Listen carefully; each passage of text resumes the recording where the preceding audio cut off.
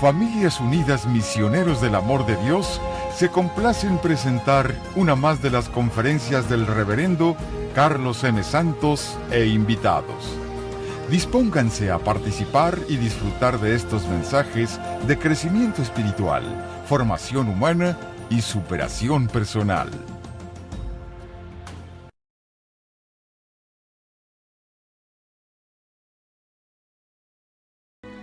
Vamos a continuar este día y hoy terminamos con la vida de Clara. Esa gran mujer, ya vimos su historia, cómo ella, siendo una jovencita de 18 años, se entrega a Dios, siguiendo la inspiración de Francisco. Francisco fue inspiración para Clara y Clara de por sí ya ella amaba a Dios. Ya de por sí ella buscaba a Dios. Pero precisamente por eso, porque Clara buscaba a Dios, Dios se le presentó. Y se le presentó por medio de esta vida de Francisco, por medio del ejemplo de Francisco, y Dios no solo se le presentó, sino que la llamó. En su corazón ella escuchó el llamado. Así se siente la vocación, mis hermanos, en el corazón.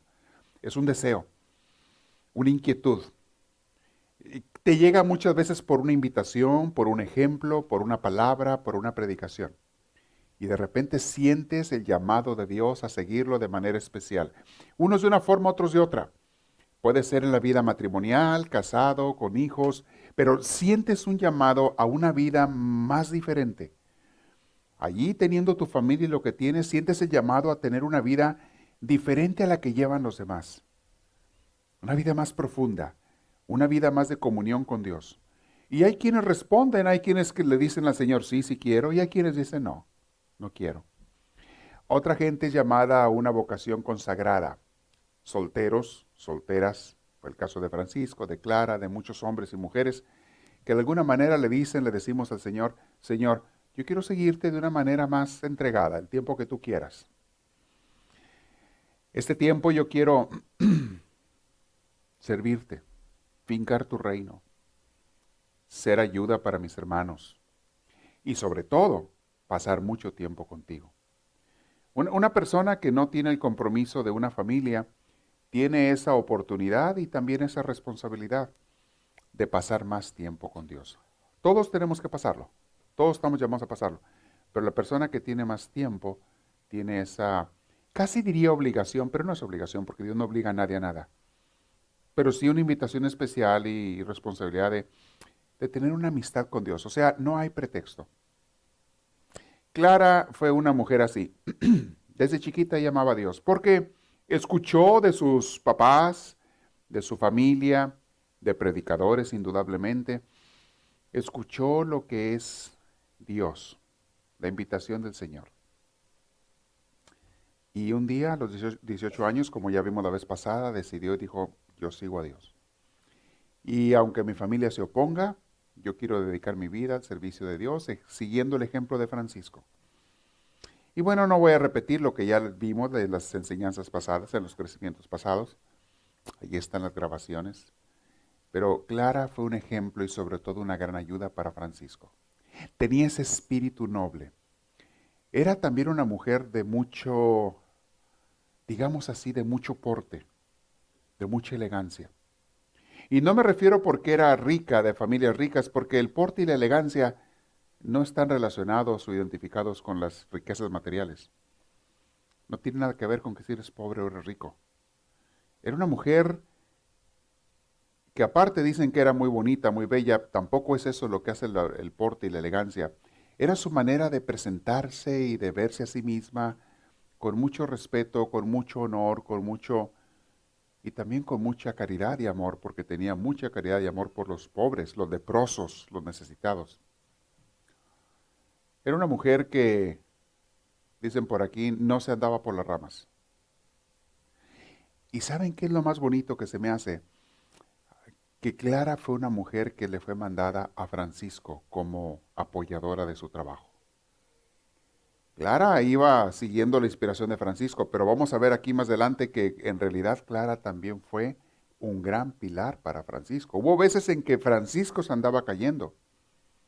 Emocionalmente, anímicamente, le tocaron situaciones muy difíciles a Francisco, adversidades muy duras, vamos a verlo más adelante, Y aquella que lo sostuvo más de una ocasión, lo levantó, lo reanimó, lo fortaleció, fue Clara.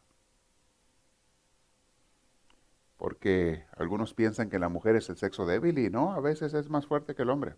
Y en muchas cosas, aunque Francisco era, digámoslo así, quizá más espiritual que Clara, Clara era más fuerte que Francisco. Y se complementaban muy bonito. Había una complementariedad ahí muy, muy hermosa. Se apoyaban. Pero quien estaba detrás de esta relación era Dios. El Espíritu de Dios que quería mover a Francisco, a los seguidores, a Clara, al lado de las mujeres, a que fuera gente que siguiera más la vida de acuerdo al Evangelio. Porque se había perdido en la iglesia la vivencia del Evangelio. La iglesia, mis hermanos, y por iglesia me refiero a todas las denominaciones, pasa por períodos, pasa por etapas, por rachas en que a veces se cae en su moral, en su comportamiento, en su seguimiento de Dios, se aleja de Dios. Los miembros, los líderes religiosos, muchas veces se alejan de Dios, pasan por etapas y tienen que volver, deben de volver al camino del Señor. La iglesia en ese entonces, siglo XI, XII, estaba muy perdida, siglo XIII, después de Francisco, estaba muy perdida, pero Francisco vino a darle un movimiento, él sin intentarlo, porque Dios fue el que lo movió, pero vino a darle una, diríamos, reforma a la iglesia. Hubo mucha gente inspirada, desde los papas hasta todos los fieles de la iglesia de aquel entonces, en la parte de Europa, de la iglesia romana. La iglesia oriental, católica oriental, quizá no fue tan influenciada directamente por Francisco en esta época, no había tanta comunicación como hoy en día. La iglesia de Egipto, la iglesia de Israel, la iglesia del oriente, de lo que hoy es Turquía, en aquel entonces era Constantinopla y demás, y quizá no fue tanto donde Francisco influyó. Allá tenían otros santos, y Dios mandó otros hombres y mujeres a esas regiones, y los podemos estudiar en otra ocasión. Pero en la parte de Europa, lo que es Roma, Italia, lo que es Francia, España, Alemania, Suiza, toda esa región, fue muy, muy tocada por Francisco y los seguidores. Bueno, vamos a ver de Clara. ¿Quién era Clara? Dice el título de este punto, dice, Consolación para Francisco. Está hablando de Clara. Dice, Clara traía desde la cuna profundas apetencias divinas, o sea, un deseo profundo de Dios. ¿Saben, mis hermanos? Es un regalo maravilloso de Dios que tú tengas deseos de Dios. Y aquellos a quienes el Espíritu Santo les da ese regalo, se tienen que sentir las personas más honradas del mundo. Si tú tienes deseos de Dios, cáete de rodillas ante el Señor y dale gracias 1000 veces. Porque eso es el Espíritu Santo que te está moviendo. Y a veces me atrevo a pensar que todos o casi todos los que están aquí, o a lo mejor todos, están porque tienen deseos de Dios. Y eso nada más el Espíritu Santo te lo pone. Y eso es señal de que Dios se fija en ti. Y eso es señal de un llamado de Dios especial para ti. Y no nada más un llamado, también un amor especial de Dios para ti. Ya sabemos que Dios ama a todos con inmensidad, pero tiene un amor especial para ciertas personas. A todo mundo le da de comer hasta que llene, pero hay algunos que les da de más. Les ofrece de más. ¿Por qué? No sé, otro día hablamos de ese tema. En otras palabras, sí hay ciertas personas que son como, pudiéramos decirlo, se oye feo decirlo, pero así es, como consentidos de Dios. Sí hay. Como los amigos personales de Dios. Y te digo una cosa, y aquí va un secreto. No le van a decir a Dios que yo les dije, porque es un secreto de Él. No le van a decir que yo les dije. Cualquier persona, si quiere, si esa persona quiere, se puede convertir en un consentido de Dios. Hay algunos que Dios los llama sin que esa persona busquen a Dios. Y es un regalo extra especial. Pero cualquier persona, aunque no haya sido uno de esos buscados llamados de Dios, cualquier persona que quiera se puede convertir en un consentido de Dios. Nomás no le digan que yo les dije. Digan, por ahí me enteré. En otras palabras, sí, Dios tiene sus favoritos. Clara era una de esas. De esas que a lo mejor desde la infancia la llamó Dios. Hay personas que desde niños, desde niñas. Hay otros que Dios los llama ya en la edad adulta. En cualquier edad te puede llamar Dios, en la edad de jóvenes. Pero hay unos que desde niños, y Clara era una de esas. Desde niña se distinguía por tener un amor especial de Dios. Esta es ella. Seguimos diciendo, tenía un amor, una sed insaciable de Dios, que es la madera de toda mujer contemplativa. Ella llegó a ser una mujer contemplativa. ¿Quién es una persona contemplativa? Una persona que llega a una unión con Dios tan profunda que lo puede contemplar. Llega a la oración de contemplación. Hay hombres, hay mujeres que están en ese nivel de oración de contemplación. Y también aquí les digo, todo aquel que se empeña en una vida de oración profunda, y mientras más joven lo hagas, mejor. Mientras más joven empieces, mejor. Toda persona que se empeñe y sea constante, persistente, perseverante, va a llegar a la oración contemplativa, que son momentos íntimos con Dios en que lo ves cara a cara. Lo empiezas a ver. Y la presencia de Dios es inmensamente más grande que si lo vieras como una persona aquí enfrente de ti. Lo captas más porque lo captas con todo tu ser, con toda tu esencia, con toda tu alma, tu cuerpo, tu mente, tus emociones. Lo captas con todo eso. No crean que nomás con los ojos como ve una otra persona. Es más, la manera de ver a Dios, ahí ni los ojos entran, no hacen falta. Los ojos, la visión, la vista queda chiquita para captar a Dios. Y Dios se les manifiesta a esas personas de manera especial. Pero son personas que pasan a veces años de dedicación y entrega al Señor. Y no lo hacen estas personas porque quieran lograr llegar a este momento. A veces muchos de ellos ni saben que existe eso. Pero se mantienen buscando a Dios y llegan a la contemplación. Clara era una de esas. Y no significa que siempre vas a estar en contemplación, porque eso va a ser en el cielo. Pero vas a tener momentos de contemplación con Dios y tu oración se va a hacer más fina, más sensible. Lo vas a sentir más a Dios. Lo vas a captar mucho más. Clara era de estas mujeres, porque desde niña traía esa madera. Sabemos que al pronunciar, dice, el nombre de Jesús, le fallaban las fuerzas a Clara y era transportada a otra región.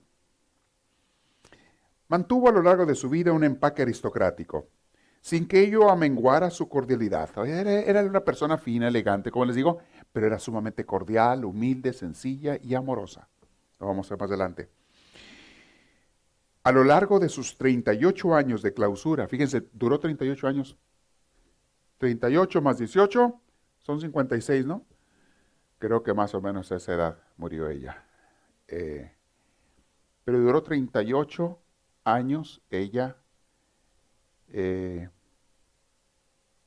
clausura, en su entrega a Dios en un convento, dedicada a la pura oración y la enseñanza, el trabajo en el convento, oración y trabajo, y la enseñanza de las demás hermanitas que venían entrando, les iba enseñando ella a cómo seguir a Dios. Y llegó a tener muchos conventos, ahorita vamos a ver cuántos en su vida, fundar varios. Tenía entrañas de mujer, entrañas de madre, ternura de mujer y corazón franciscano. Dicen que todas las noches pasaba varias veces por los dormitorios, cubriendo como una mamá a las hermanas que estaban semidestapadas. Y si a la hora de maitines, que es como a las 4 de la mañana, algunos las tienen a las 4, 4 y media, 5, los levantan a hacer la oración, es lo que se levantan. Si a la hora de maitines alguna hermana no había despertado, dicen los historiadores que era un espectáculo de delicadeza el modo de despertarlas con cariño y finura. A mí me tocó tener un formador en el seminario que nos despertaba a patadas en la puerta, a nosotros. Tenía fama ese padre, un formador en el seminario. De veras, si alguien no se había levantado, les pateaba la puerta. Golpeaba, pateaba la puerta y llegaba aventando todo lo que encontraba y gritando vociferando cada cosa, porque alguien no se había despertado a las oraciones de la mañana. A mí me tocó una vez, ¿se les cuento o no se les cuento? Estábamos en un dormitorio 5 personas, 5 compañeros, y para él era motivo de expulsión. Este rector del seminario, estaba allá en Guadalajara, este rector del seminario, si tú bastaba que no te despertaras para ir a hacer la oración a las 5:30, 5:45 de la mañana, bastaba que no te despertaras porque había un timbre o una campana. Si alguien se quedaba dormido, era suficiente para expulsarte y lo hizo varias veces. Te corría a tu casa y no volvías. Ya no podías seguir en el seminario.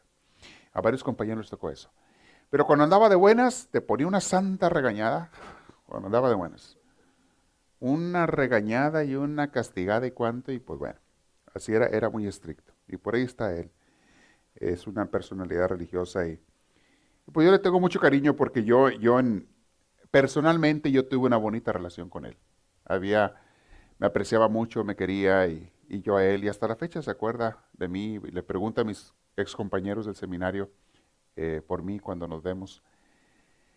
Pero era muy estricto, muy estricto. Y entonces esa vez nosotros nos hacíamos patos por unos 10 minutos más después de que timbraba la campana. Ay, querías las cobijas 5 minutos más, 10 minutos más.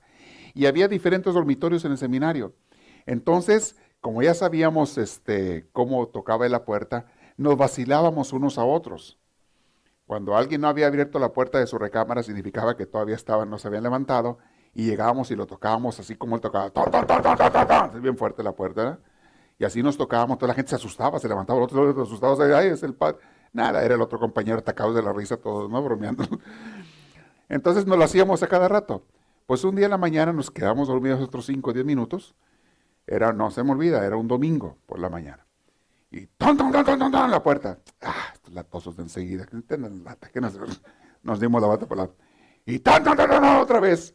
Oye, la tercera ya no fueron toquidos, ya fueron patadas a la puerta. Patadas y golpes. ¡Ay, sí es! Ese sí es. Eso no lo hacía ningún compañero, ¿verdad? Patadas a la puerta y levántate tú, no, levántate tú, ábrele tú. Nadie quería levantarse. Éramos 5 en la recámara. Y uno de los compañeros había cometido un pecado gravísimo, capital y mortal 100,000 veces, que es, habían tenido una fiesta en su casa, se había escapado del seminario para ir a la fiesta, una boda de una hermana, no sé qué, y no te daban permiso ni para eso. Se había quedado a dormir en su casa, iba a llegar más tarde. Eso era automáticamente, no nomás te corrían del seminario, te crucificaban, te quemaban primero vivo, en aceite hirviendo, a leña. Eso era ya motivo de todo lo que tú te quieras imaginar. Pues no llegó a dormir, ¿verdad? Y nosotros se va a dar cuenta que Miguel no vino. Pero ¿cómo? Pues, ¿qué hacemos? Pues ni modo, hay que abrirle, si no te va a tumbar la puerta. Nadie se quiso parar. Entonces, pues ni modo, me paré yo. Me paro yo y abro la puerta, y donde la abro le empuje el fuerte y yo quedo atrás de la puerta, entre la puerta y la pared. O sea, no me ve él a mí, sino que al abrir la puerta él empuje y entra hecho una furia. Entran, dicen, lo que lo vieron de frente, que traía los ojos rojos así, pero parecía, como se cuenta, que una furia gritando así, babeando de rabia y de coraje. Y nos decía de cosas, ¡Araganes, flojos! Grite, grite, grite, grite el padre. Y lo estaba grandote, así fuertote, pues olvídate, más intimidaba, ¿no? Más intimidaba. Sí. Gritando, ofendiendo, y cuánto, ¿cómo se atreven? Y que aquí, Araganes, me las van a pagar, ¿sabe qué tanto? Y ve la cama de allá de Miguel, que estaba tendidita la cama, tendidita. Los demás acá levantándose entre las cobijas, las camas extendidas. Igual. ¿Quién duerme allá? Pues Miguel, padre. Miguel, dice, aprendan de él. Ya se levantó y hasta tendió la cama. Aprendan de él. Y todos nos quedamos callados. Los quiero ver a los demás, los quiero ver en mi oficina, y sabe que tanto al rato y me los van a pagar. ¿Sabe que? Fue un show. Cuando se fue, no hallábamos si reírnos o llorar o hacer que, digo, este infeliz de Miguel, decíamos nosotros, se salvó y hasta con honores y fue, hasta con honores se fue y no vino ni a dormir. Cuando le contamos a él nos atacábamos de risa y luego lo chantajeábamos, le decíamos, ahora a ver, ¿nos pagan la cena o vamos a decir que era ministro aquella vez? Total, no había mucha delicadeza. Y es lo que, cuando estaba leyendo de Clara, cómo era delicada y despertaba a las hermanas, que no sé, me acordé, no pude evitar acordarme de esas aventuras que nos echábamos en el seminario. Y ahora cuando nos vemos los compañeros platicamos y nos carcajeamos y nos reímos de cada cosa. Esa es una de tantas, luego les cuento otras. Total que a todo mundo les puse una regañada, menos a mí. Yo fui, y fui el último que fui yo porque ese día salía yo a hacer apostolado a una parroquia. Y no pude ir a verlo ese día, pero los demás fueron y los puso como la chancla, y les fue bien que no los corrió, ¿verdad? Y hablándoles que debían de aprender de Miguel, que hasta había tendido su cama, se había levantado, y todo el mundo, no, sí, padre, sí, voy a aprender de Miguel. Sí, no voy a aprender de Miguel. Y yo fui hasta el día siguiente. Dije, no, pues ni modo, si ya me corrieron, pues me corrieron, ¿qué va a hacer? Y fui con él, y era muy explosivo, pero así como la gente explosiva es, Así como explotan, así se les pasa el coraje también. Y al día siguiente estaba tranquilo. Padre, vengo a hablar con usted. ¿De qué quieres hablar? Me decían el güero. ¿De qué quieres hablar, güero? ¿De qué quieres hablar? Le decía, pues de lo de ayer, padre. ¿Qué de ayer? ¿Qué pasó ayer? Pues ya ve que fue al cuarto. ¡Ah! ¿Tú eres uno de los que estaban ahí? Sí. ¿Dónde estabas? Atrás de la puerta. Ahí estaba yo. Ok. Pero tú nunca haces eso, ¿verdad? Tú no te... No, ¿cómo cree, padre? Yo nunca me quedo dormido, no. Si esa vez yo estaba atrás de la puerta, por eso no me vio, ¿verdad? Pero yo estaba levantado. Y digo, bueno, ok. Nomás asegúrate que se levantan temprano y que no dejan a la hora del timbre y todo. Me fue bien y todo, pero no puedo, se ríe uno, se carcajea cuando te acuerdas de esos eventos. Y les digo, Clara, dicen que era muy, muy cariñosa y todo, pero me imagino que como buena líder también sabía hablar claro cuando alguna hermanita no quería seguir el camino de Dios, pues tenía que hablar con ella y decirle, pues decídete, hermanita, o quieres seguir o no. Porque ser cariñoso, ser amable no significa dejar que alguien no tome en serio su seguimiento del Señor. Eso se tiene que tomar en serio, tenemos que hacerlo. Y, y bueno, ese fue el caso de Clara. ¿Qué otras cosas nos dicen de ella? Cosas muy hermosísimas. Las cubría y todo. Traía en su constitución, Clara, en su constitución personal, algo que le faltaba a Francisco. Algo así como una extraña ecuanimidad. Francisco era de ánimo muy voluble. Días andaba muy emocionado y días muy triste. Días muy motivado y días medio deprimido. Francisco tenía ese tipo de ánimo, pero Clara era muy ecuánime. Mantenía su ánimo casi siempre, cosa rara, pero casi siempre al mismo nivel. Siempre segura, le pasaban cosas y ella seguía en paz, en la paz de Dios. Es una persona pues que Dios les ha dado ese don y que aparte por su relación que tienen con Dios, tiene una fortaleza espiritual muy grande. Hay hombres, hay mujeres que son así. Tienen una fortaleza espiritual que venga la tormenta que venga, no se dejan caer, no se desbaratan. Y esa era Clara, lo que se nos dice de ella. Hubo muchas personas que escribieron sobre la vida de ella cuando vivía y cuando murió también. Era una extraña ecuanimidad, una serenidad casi invulnerable. Francisco, en cambio, por ser impresionable, fácilmente se dejaba abatir, y en esos momentos aquella fortaleza femenina de Clara constituía para él un precioso refugio. Clara era el pilar donde Francisco se recargaba cuando se sentía abatido. Y Francisco iba a visitarla. Iban a platicar, oraban juntos y cuánto, pero Francisco también era como hasta cierto punto su confidente uno del otro. Eran grandes amigos, platicaban, se confiaban cómo estaban yendo, qué les había pasado, etcétera. Pero siempre Clara era como el pilar fuerte. Cuando Francisco venía medio débil, ella lo levantaba. En sus últimos años, herido, dicen Francisco, muchas veces en aquel combate por el ideal, Francisco de Asís buscó y encontró en Clara la consolación y la seguridad. Y saben, mis hermanos, hay mujeres que en los matrimonios, en las relaciones que hay de familia, hay mujeres que tienen este gran poder. Cuando el hombre está abatido, cuando el hombre está caído, cuando el hombre se siente débil, una mujer que sea de veras de Dios, una mujer es un pilar. Porque hay otras mujeres que lo arrastran más abajo de lo que ya está el hombre. Viene arrastrado y todavía lo pisotean. Sí, viene arrastrado y todavía le pasan por encima y lo pisotean. Pero hay otras. Y es lo que se refiere a la Biblia cuando dice, dichoso el hombre que se encuentra una mujer así, una mujer de Dios. Y los hombres, mis hermanos, muchas veces, aunque aparentemente son el sexo fuerte, muchas veces necesitan de ese apoyo que nadie se las puede dar que una mujer que sea fuerte, sea su esposa, sea su amiga, sea su confidente, quien sea. Hay muchas personas, porque la mujer tiene la capacidad de llegar al corazón de las personas. El hombre no tanto, el hombre llega a la cabeza de las personas. Es más fácil que el hombre ayude en las cuestiones racionales, en las cuestiones prácticas, en la cuestión de tomar decisiones. Quizá el hombre en lo general es mejor que la mujer. Hay excepciones en todo. Pero como la mujer se basa más en los sentimientos, las emociones y el corazón que en la razón, aunque la tienen igual que el hombre, la mujer prefiere la parte de las emociones y el hombre por lo general prefiere la parte de la razón. Entonces ahí es donde el hombre ocupa ayuda en su corazón cuando se siente débil, abatido, preocupado, y muchas veces son levantados por una mujer así. Este fue el caso de Francisco y Clara, y obviamente Dios mandó a Clara para que apoyara a Francisco. Eh, hay mujeres que emocionalmente son muy, muy vulnerables. eh, y de repente les toca tener un hombre que es fuerte emocionalmente hablando, y aquí el hombre va a ayudar mucho a la mujer. Pero en este caso estoy hablando del ejemplo de Francisco de Clara, de cómo una mujer puede ser muchas veces el apoyo emocional del hombre. Francisco era la inspiración. Francisco era el que le daba la enseñanza espiritual, el que le enseñaba a Clara también a enamorarse más de Dios, mantenerse enamorada de Dios. Pero la cuestión anímica, les digo, Clara era la fuerte. Fue aquel un hermoso espectáculo. Francisco fue la inspiración para Clara. Francisco lanzó a Clara a la gran aventura franciscana.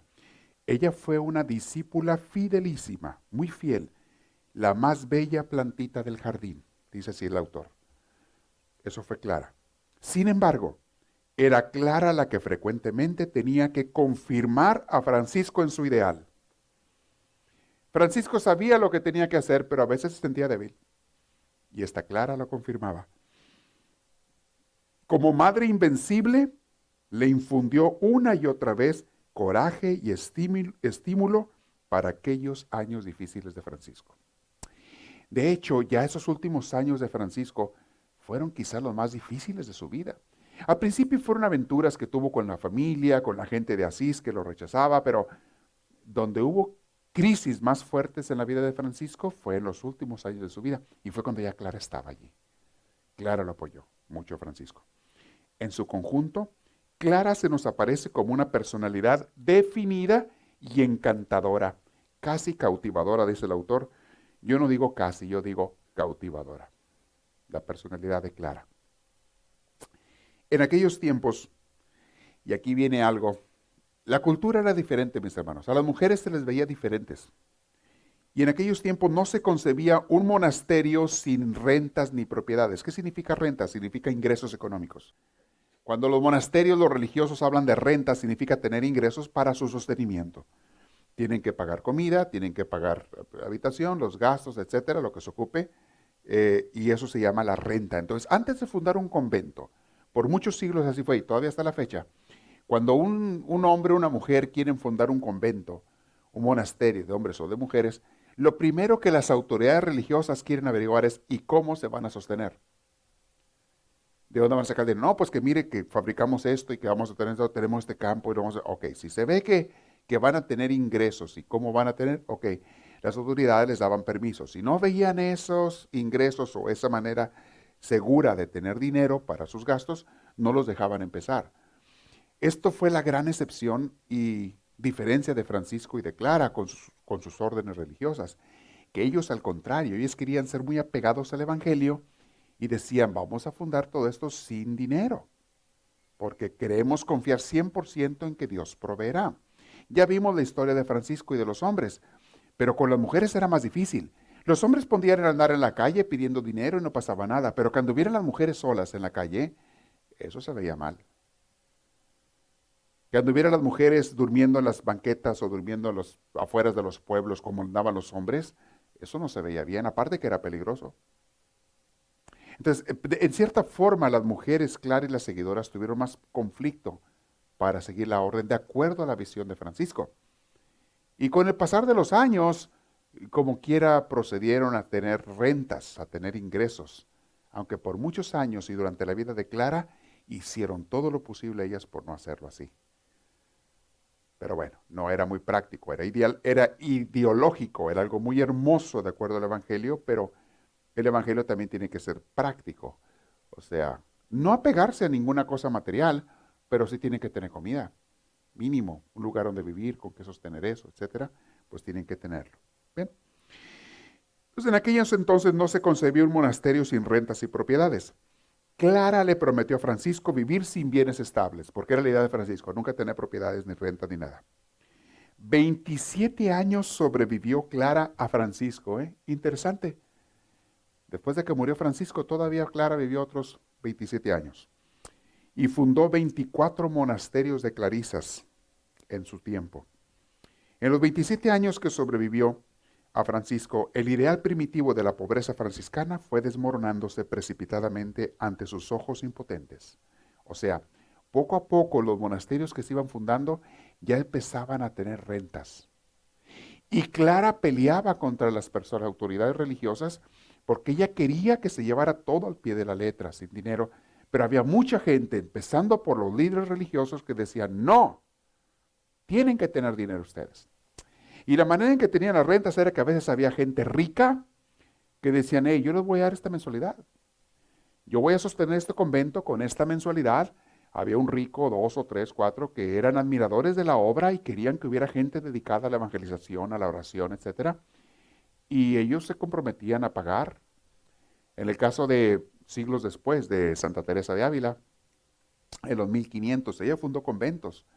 Y ella siempre andaba buscando, pero ya en el caso de ella sí buscaba las rentas. O sea, vamos a fundar un convento, pero ¿cómo se va a sostener? Teresa tuvo la gran bendición de tener conocidas ricas, personas ricas, que decían, yo voy a sostener este convento. Era gente que podía hacerlo económicamente. Más a veces había pueblos que decía el pueblo, queremos aquí tener un convento nosotros para que estén orando por nosotros, nos estén evangelizando y enseñando. Y los del pueblo nos comprometemos a dar nuestro diezmo, a dar las ofrendas para que se sostenga este convento. Había gente así. Pero bueno, tenían que pensar. En el caso de Clara, siempre hubo este conflicto, le pasó también a Francisco. Ellas estaban peleando contra las gentes de la iglesia que querían que tuvieran rentas y ellos decían, no, sin rentas. Siempre hubo este conflicto. Cuando les daban una propiedad, porque había gente que admiraba la obra, les daban una propiedad, un monasterio o algo, ella decía, no nos lo den, nomás préstenoslo, pero que no sea nuestro. No, queremos que sea de ustedes, porque queremos que esto dure por generaciones. No, decían ellos, Clara y Francisco en el lado de los hombres. No, no queremos tener nada. Entonces siempre hubo ese conflicto, ese pleito, entre si poseer o no poseer seguridades materiales. Probablemente, yo pienso, no hay que irse a los extremos. Ni hacerse la idea de hacerse avaricioso, querer tener riquezas, porque hay congregaciones religiosas que han caído en ese extremo. Hay diócesis, hay partes de la iglesia que se han convertido en avariciosas, en dinereras, en organizaciones ya de lucro, de tener mucho dinero. Eso está muy mal, eso no es evangélico. Pero también está mal el otro extremo, decir no vamos a tener nada. ¿Cómo vas a sostener una iglesia sin nada? ¿Cómo vas a sostener un convento, unas personas que tienen que comer y vivir de allí sin nada? Ahí se aplica la frase que le achacamos a Dios que dicen, ayúdate que yo te ayudaré.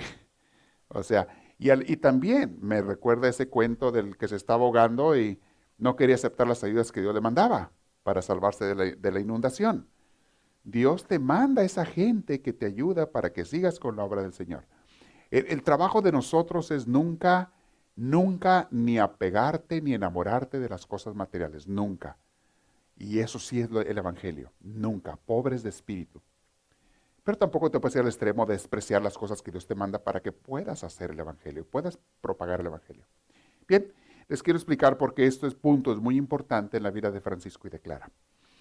De hecho, ya que murieron Francisco y Clara, tanto los franciscanos como las clarisas poco a poco empezaron a tener sus propios conventos, sus ingresos más fijos y demás.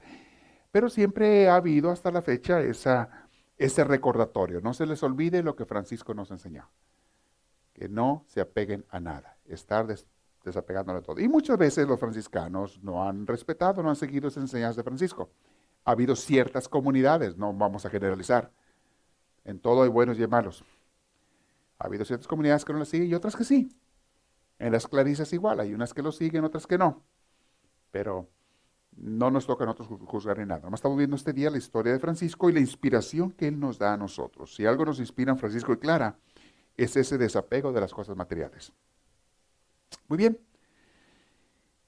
Aquí nos narra el autor de cuando muere Clara y de ese estrés que hubo, ese conflicto que hubo, porque el mismo obispo vino, el encargado superior de ellas, a decirle, Clara, necesito, estaban escribiendo la constitución, las normas, las leyes de su congregación de clarisas, la estaban escribiendo, y había ese conflicto, que se le iban a poner que recibían rentas o que si no.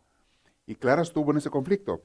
Dice, déjales, voy a leer un poquito. Dice, hacía 3 semanas que no tomaba alimento, Clara. Ya estaba enfermita, bueno, estaba mala. Ya nos adelantamos 27 años después de Francisco. Pero vamos a ver cómo fue cómo se fue al cielo, Clara. Guardaba perfecta lucidez, Clara, y su habitual entereza. Había llegado su hermana Inés desde Monticelli, era otro lugar, otro monasterio, y lloraba al pie de la cama. Clara, colocándole la mano sobre la cabeza, le dijo a su hermana Inés, acuérdense que les dije la vez pasada que sus hermanas y hasta su mamá terminaron yéndose de clarisas con ella. Cuando al principio la atacaban, no querían que hicieran, con el correr de los años, todas las mujeres de la casa, cuando murió el papá de ella, primero antes, cuando estaba en vida, las hermanas se fueron con Clara. Pero ya cuando muere el papá, la mamá de Clara también se va de monja con ella, al monasterio. Bien interesante. Entonces estaba allí su hermana Inés al lado de ella y Clara le puso la mano sobre la cabeza y le dijo, hermana querida, no sufras. Nuestra separación durará lo que el brillo de una estrella fugaz. Muy pronto nos encontraremos. Y efectivamente a los 3 meses moría también Inés. Inés murió 3 meses después de Clara, su hermana. Inés era un poco más joven, era como 3 años más joven que ella. Los viejos y fieles amigos, tanto de Francisco como en este caso ahora de Clara, porque ya Francisco había muerto, los viejos y fieles amigos León, Ángel y Junípero la rodeaban en todo momento. Les pidió que por última vez le leyeran el Evangelio de la Pasión. Junípero, el hermano Junípero, le leyó el Evangelio e hizo comentarios muy consoladores sobre el amor de Dios. Mientras tanto, León permanecía arrodillado al pie del lecho mortuorio, en silencio y besando con lágrimas en los ojos el saco de paja que servía de colchón a la moribunda, mientras que el hermano Ángel trataba de consolar a las damas pobres, que eran las otras clarisas, que estaban llorando. Era un gran espectáculo. Clara, como un meteoro de luz, fue perdiéndose lentamente, fue muriendo dulcemente, cada vez más lejos en el fondo sideral, en las profundidades de la eternidad. Abrió la boca con intención de decir algo. Todos aplicaron el oído para escuchar sus últimas palabras. Con voz casi inaudible dijo, mil gracias, Dios mío, por haberme creado. Y reteniendo fuertemente entre sus dedos rígidos la bula papal, o sea, la orden que había recibido del Papa, entregó su alma a Dios. En esa bula era donde se explicaba, el Papa accedió antes de que muriera Clara, porque Clara se lo suplicó al Papa. Lo único que le pido antes de morir es que nos apruebe que nuestros conventos vivan sin rentas. Y el Papa no quería. Dice, no, Clara, eso no es práctico. Es lo único que le pido antes de morir. Total que logró convencerlo y se lo dio. Claro, después de que murió Clara, les digo, cambiaron eso otra vez. Pero ella logró conseguir eso porque ella le había prometido a Francisco antes de que muriera Francisco. Francisco le dijo a Clara, Clara, prométeme que vas a hacer que las hermanas vivan sin ingresos económicos. Y ella le prometió. Y logró la promesa, por lo menos hasta que murió. Y así se fue ella, clara de nombre, más clara por su vida, según la expresión de Tomás de Celano. Es uno de los escritores de la vida de ellos. Muy bien. Aquí pasamos a otra etapa de Francisco, que hoy la voy a comenzar a mencionar porque es muy interesante. La etapa de la crisis de Francisco, la desolación más grande de Francisco. Es la etapa oscura de Francisco, porque hubo unos años ahí que él anduvo medio perdido. Se fue a evangelizar a otros países, pero se desapareció de las comunidades porque andaba él y otros hermanitos que lo acompañaron a evangelizar, según ellos, a convertir el mundo. Vamos a compartir un poquito de la enseñanza de esto. Existe una zona oscura en la vida de Francisco. Oscura por la carencia de noticias. No hay mucho, no se sabe exactamente qué hizo en esos años. Esta zona se extiende aproximadamente desde 1211 a 1218, aproximadamente 7 años. Por 7 años Francisco estuvo medio desaparecido de donde estaban los hermanos creciendo. En esos años el franciscanismo estaba creciendo mucho. Estaban llegando muchos hombres, llegaron a ser miles de hombres que siguieron la orden franciscana Y por el lado de Clara también muchas mujeres que sigaron. Pero Francisco hubo esos años que se desapareció, muy interesante. De hecho, algunos críticos dicen, Francisco, ¿por qué hizo eso? Era cuando ya las comunidades estaban en crisis un poquito, luchando entre que si iban a tener ingresos o no, etcétera, etcétera. También llegó a haber pleitos entre unos y otros dentro de la congregación. Y Francisco se fue de hacer misiones a otros países con un grupito. Fue la época de sus viajes apostólicos de Francisco. Se fue a Marruecos, que es el norte de África. Eran países musulmanes, muchos de ellos. En ese entonces ya todo eso estaba convertido por los musulmanes. Marruecos, España, estuvo en Francia, estuvo en la Tierra Santa, en Israel, anduvo en muchos lugares. En noviembre de 1215 se cree que él asistió a un concilio, al concilio de Letrán. Esos concilios son cuando los obispos de la iglesia se juntan para hacer reformas, analizar cómo está la iglesia, qué hay que cambiar, etcétera, etcétera. Y se cree que él asistió a ese concilio de Letrán. Y allí escuchó Francisco, una de las cosas que dijeron en ese concilio, que los señalados con el signo Tau, ¿conocen la cruz de la Tau? Es la cruz, a ver si yo cargo una de ellas, ahorita no la traigo. Es una cruz que no tiene la parte de arriba, es como una T, con el palo atravesado arriba. Esa es la cruz de la Tau. Y él escuchó en ese concilio que según la visión del profeta Ezequiel, esos serían los que se iban a salvar, los que llevaran el símbolo de la cruz Tau. Y Francisco desde ese entonces agarró como el símbolo de él y de sus seguidores la cruz de la Tau. Por eso mucha gente que sigue a Francisco usa esa cruz, la cruz que es una T.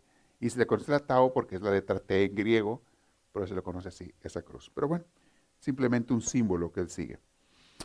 Antes de completar sus 10 primeros años de existencia, la fraternidad contaba con varios millares de hermanos. Había miles de hermanos. Y aquí vamos a ver los conflictos que hubo en los últimos años de Francisco, que era cuando el franciscanismo creció muchísimo. Francisco no solamente era padre y modelo para todos los hermanos, sino que también era su propia ley. Cuando comienza el franciscanismo, él directamente enseñaba a la gente, él los preparaba. Él les hablaba del espíritu del franciscanismo, de cómo seguir el evangelio, etc. Pero cuando ya eran miles, Francisco ya no podía hacer eso. Ya no podía atenderlos a todos. Es más, muchos de los franciscanos no lo conocían a él. No se conocían. Seguían el ideal de Francisco, pero ya ni lo conocían. Muy pocos años después había alemanes, húngaros, ingleses, españoles, burgueses, acaudalados, junto a humildes artesanos. Había ricos, pobres, hombres que se iban a seguir. Había clérigos, muchos que eran sacerdotes o religiosos de otras órdenes se cambiaban al franciscanismo. Doctores en estudio, doctores formados en las universidades, junto a campesinos ignorantes, había de todo, sin haber una escuela de formación que unificara, al menos en algún grado, esta terrible heterogeneidad. De repente tenías a gente con educación y gente sin educación, gente rica y gente pobre, todos juntos siguiendo un mismo ideal. Esto se oye muy bonito, pero en la práctica creó muchos conflictos, porque unos pensaban de una manera y otros de otra. ¿Y qué sucede? ¿A dónde llegan? Es lo que vamos a ver. Los varones penitentes de la ciudad de Asís que Francisco había recibido, cuidado y formado, ya no ejercían ninguna influencia especial en la opinión pública. ¿Se acuerdan de aquel grupito de los hermanitos que estaban allá creciendo apenas? Pues ellos fueron los iniciadores de toda esta orden, junto con Francisco. Pero llegó un momento en que ya nadie, como dicen en mi rancho, ni los pelaba a ellos, ni a Francisco ni a ellos. Ya empezaron a hacer sus propias normas y reglas. De los miles de hermanos actuales, la mayoría no había recibido la formación directa de Francisco, ni lo conocían de vista muchos de ellos.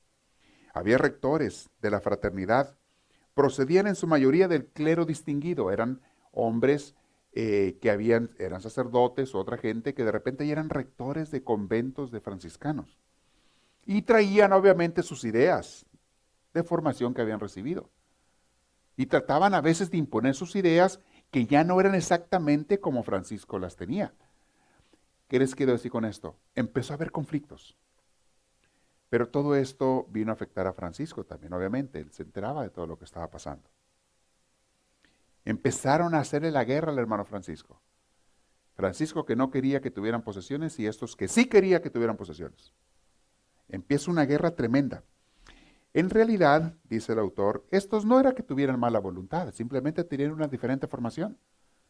Y no se habían empapado ellos del espíritu de Francisco, porque no habían crecido con Francisco. Ellos en su seguimiento de Dios o de la iglesia habían sido formados en otra forma.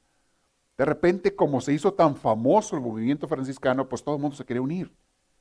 Pero a veces era más por la novedad y la moda y seguir la corriente que porque de veras amaran las ideas de Francisco.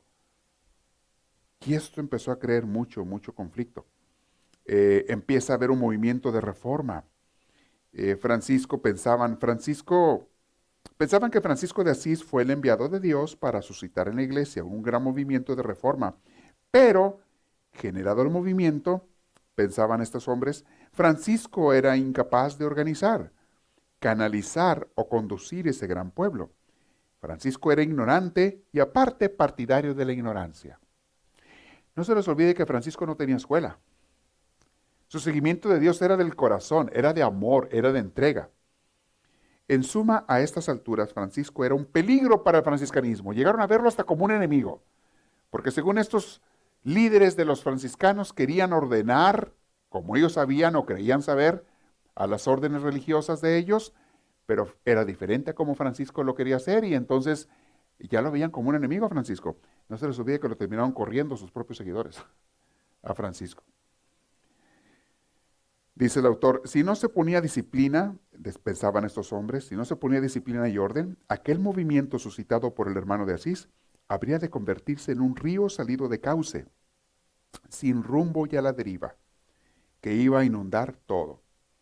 Como hemos visto, el hermano Francisco, su forma de enseñar a la gente era esta, respetaba los dones e inclinaciones de cada cual. Francisco se fijaba en los talentos que tenía cada quien y trataba de promoverle que hiciera su ministerio y fuera un seguidor de Cristo con los talentos que tenía. Pero estos seguidores decían, no, todo el mundo tiene que tener la misma formación y todo el mundo tiene que hacer el mismo trabajo. Hasta hoy en día, mis hermanos, existe ese conflicto en las iglesias. En las iglesias, en la iglesia católica romana, existe ese conflicto todavía. Entre aquellos que dicen, muchas órdenes religiosas que dicen, si tú entras a esta orden, tienes que hacer únicamente lo que hace esta orden. O aquellos otros que dicen, no, vamos, como los jesuitas, por ejemplo, son muy diferentes a otras órdenes religiosas. Los jesuitas tratan de ver cuál es tu talento, cuál es tu cualidad y promovértelo. Entre los jesuitas hay sacerdotes que son doctores y practican la medicina. Hay otros que son astrónomos y practican la astronomía. Hay otros que son científicos o diferentes investigadores y lo practican, sin dejar su seguimiento a Dios, sin dejar su compromiso con el Señor, pero les promueven que practiquen los talentos que tienen en beneficio de la comunidad, de la iglesia, de las familias, de la gente en general. Muy interesante. Pero otras órdenes religiosas no. Otros te dicen, no, tú aquí veniste y aquí nos dedicamos nada más, no sé, a la educación, a enseñar en escuelas y es lo único que vas a hacer. Entonces, hay esta cosa. Entonces, Francisco enseñaba que cada quien hiciera lo que era capaz o de lo que tenía talentos y los seguidores no tanto. Entonces, esta era otra parte del conflicto que había entre ellos. La fraternidad no estaba preparada para afrontar este aluvión de hermanos. Llegó muchísimos hermanos a la fraternidad y le faltaban planes de formación, estructuras de gobierno, etc. La necesidad de reordenamiento estaba a la vista y nadie la discutía. Era obvio que había que ordenar todo ese movimiento de miles de personas. Les estoy explicando toda esta historia, mis hermanos, esa historia, porque de aquí sacamos enseñanzas para lo que nosotros tenemos que practicar, a veces hasta en nuestras familias. ¿Qué tanto de lo que hay en la familia, ya no se diga en la iglesia, continuaste en la iglesia, pero qué tanto en la familia hay que imponerle a los hijos lo que tienen que estudiar, la carrera que tienen que tomar? ¿O qué tanto hay que respetarle sus cualidades y talentos y promovérselos? Hay papás que queriendo lo mejor para sus hijos, los obligan a estudiar a lo mejor una carrera que a los hijos no les gusta, pero es que es la que te va a dar dinero.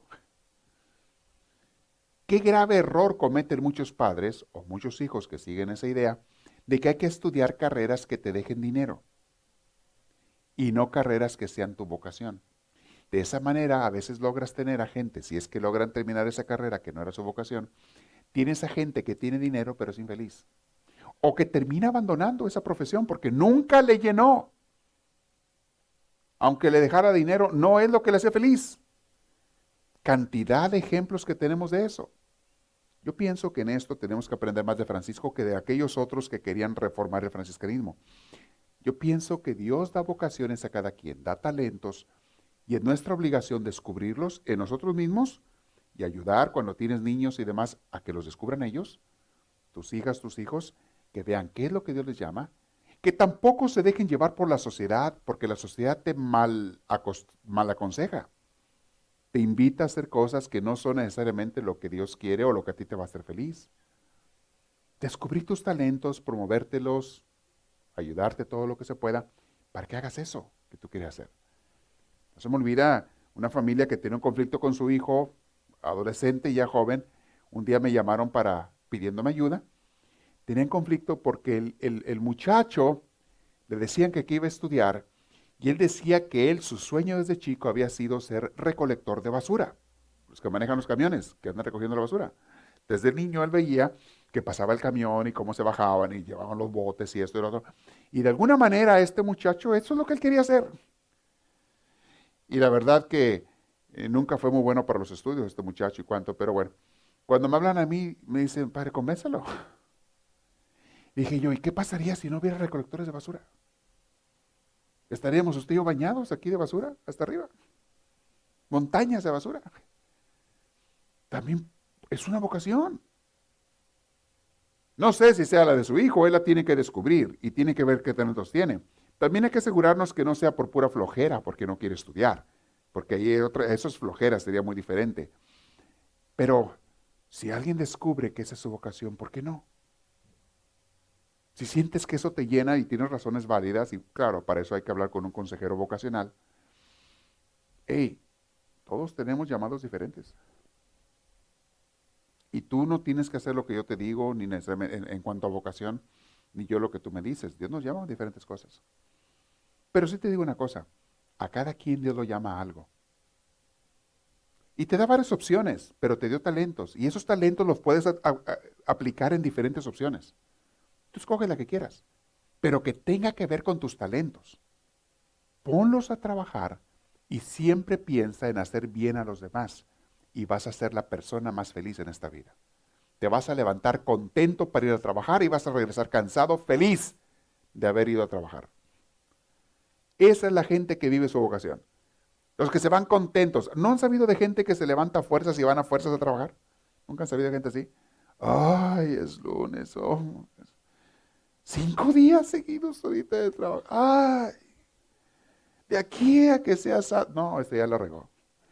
Ese anda pero fuera, totalmente fuera. Fuera de canal. Esa persona o no ha descubierto su vocación, o no la quiere descubrir, o no quiere poner a trabajar sus talentos, o no sé, yo no sé qué te dice esa persona. Pero es una persona que está desperdiciando 5 días de la semana de su vida y está medio gozando 2. La mayoría de su vida se está yendo a la basura en un ambiente, en un estado, en un estado de ánimo tan triste. La mayoría de la vida de esta persona es una vida amargada. No se asusten de que esas personas viven con 1000 enfermedades. Porque no son felices con su vida. No saben. Esto es algo que yo estaba reflexionando en la vida de Francisco y me llama mucho la atención de él. Él quería que cada uno de sus seguidores descubriera cuál era la vocación que Dios le mandaba y te pusiera a hacer. Había gente que sabía tejer ropa, había gente que sabía sembrar la tierra, había gente que le gustaba, no sé, cuidar el ganado, había gente que le gustaba la construcción. Hay diferentes talentos. El que sea que Dios te mande llamar, ponlo a hacer para que tú seas feliz. De ahí te vas a sostener y vas a ayudar también a los demás a que sean felices. Mis hermanos, la misión de esta vida, tuya y mía, se los he explicado en cursos que les he dado. ¿Para qué venimos a este mundo? La misión tuya en este mundo, para lo que tú viniste, es para que seas feliz haciendo felices a los demás. Con esa frase se lo reduzco todo. Para eso te mandó Dios al mundo. Para eso veniste tú y yo aquí, para eso venimos. Para que seas feliz haciendo felices a los demás. ¿Y cómo voy a hacer? Eso es lo que tú tienes que descubrir. ¿Cómo? ¿De qué manera? Eso es lo que tú tienes que descubrir. cuáles sus talentos que te hacen a ti feliz, las cosas para lo que eres bueno y que te llena hacer aquello. Y que aparte que lo haces bien, con pasión, con cariño, y ayudas a los demás. Eso es la vocación. Tú veniste a este mundo para ser feliz, haciendo felices a los demás. Bien, voy a terminar ahí el día de hoy. Estamos viendo esa segunda parte de Clara. Qué hermosa compañía y ayuda le mandó Dios a Francisco, pero también a Clara Dios le mandó Francisco. Francisco fue una bendición para Clara, su inspiración, y Clara fue una bendición para Francisco. Y comienza este movimiento de seguidores de estos dos santos. Hasta ahí llegamos el día de hoy. Quiero saber si hay preguntas, con toda confianza, háganlas. Quiero que reflexionemos, meditemos este día. Pregunten ahora, ¿cómo dicen? Pregunten ahora o callen para siempre, ¿ok? Nos quedamos en la locación, este día estamos en la locación número 4362. 4362, 4362. Ahí estamos en esa locación. ¿Nadie tiene preguntas ahora?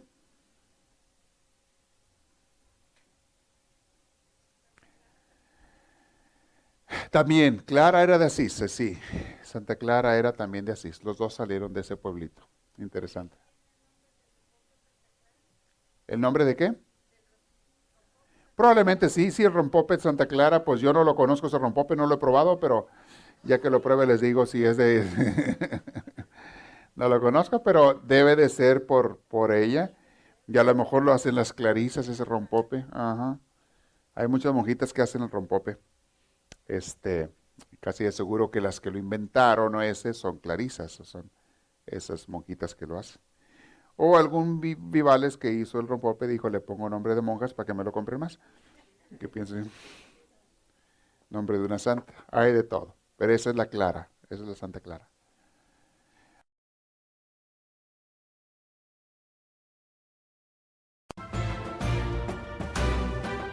Esperamos que esta reflexión les haya fortalecido en su progreso y crecimiento, tanto humano como espiritual. Para pedidos de CDs o más información, escríbanos a los Estados Unidos al P.O. Box 1000, Anaheim, California. Código postal 92815. Que Dios les bendiga y les conceda una vida llena de su gracia, su espíritu, su gozo y su paz.